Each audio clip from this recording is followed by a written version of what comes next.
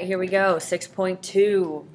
Number 1 says simplify each expression. Remember, we learned in class that we're going to treat e just like a variable or any other variable. So all we have to do is follow exponent rules because we've got two things with the same base multiplied together. We just add the exponents, so we should end up with e to the 11th.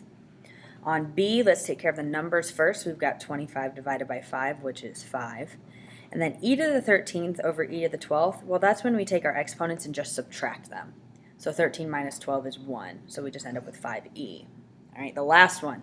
This is where we had to take our 5 and we had to distribute it into both of our terms. So it'll look like 2 to the 5th times e to the negative 3x, but then you have to multiply those exponents.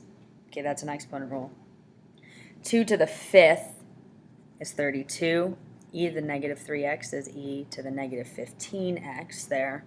But remember, we don't like negative exponents, so then what we have to do is flip it and put it in the bottom. Notice that only this term went to the bottom because 32 does not have a negative exponent. Only the e has a negative exponent. Okay, so there's your answer. All right, number 2, tell whether each function represents exponential growth or exponential decay.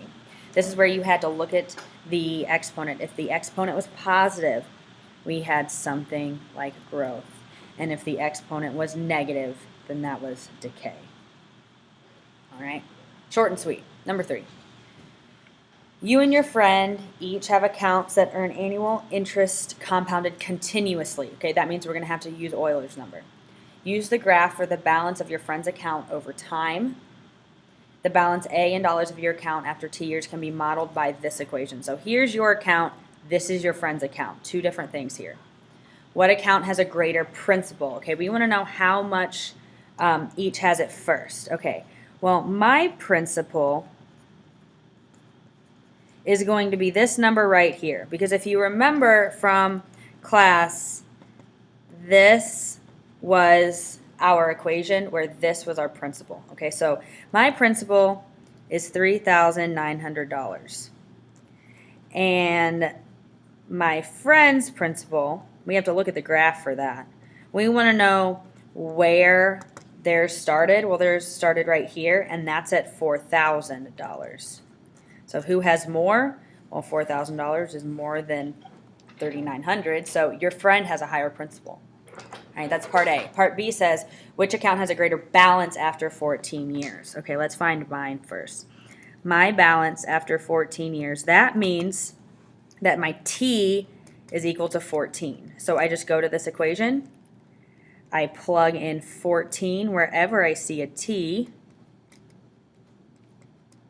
And I plug that into my calculator as is. Remember that when you do this, you have 3900 and then e to the power of, remember there's two different e's. There's one here and one here. It doesn't matter which one you use. Just be careful with your parentheses. E to the 0.5 times 14.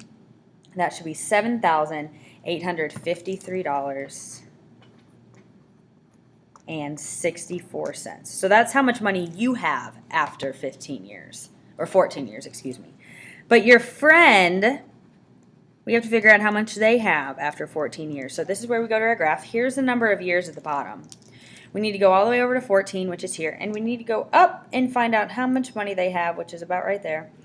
Well, if this is 8,000 and 10,000, okay, then we know that we're at least 9,000, and we're in between, because this is the 9,000 mark right there. We're in between $9,000 and $1,000. I'm going to say we're at about $9,300. Yours might be a slightly different than that, but we know it at least has to be more than $7,800 because that's all the way like down here, and our friend obviously has much more than that. So what answers your question, because the question is which account has a greater balance, your friend. That's all you have to say. You don't even have to say how much money that they had because it's from the graph it's kind of hard to tell exactly. So hopefully that helped. If not, come see me and I'll see you in class.